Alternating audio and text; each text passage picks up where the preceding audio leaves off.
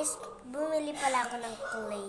Di nyo napapansin na orange. Pero, yung naka-filter kasi ako kasi yung kaya ako ganito. Kasi yung screen ko medyo malabo. Yung parang gray lang.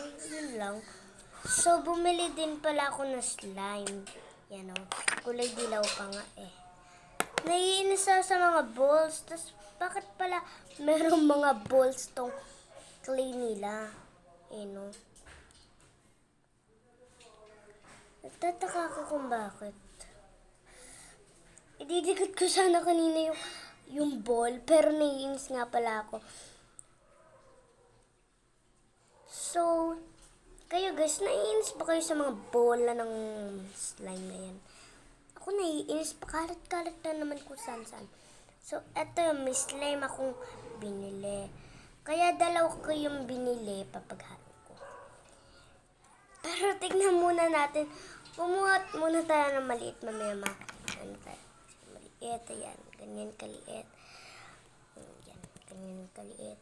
So, i-mix natin. Okay, yan. Magkaiba nga lang sila ng kulay. Yan ang pag-mix ko. Medyo pangit pag mix sila. Medyo pangit pa. So, wag na natin papaghalo guys ha. Eto at eto. Wag. Never. Pero naranasan nyo na ba nung nalagyan kayo ng slime dito sa damit?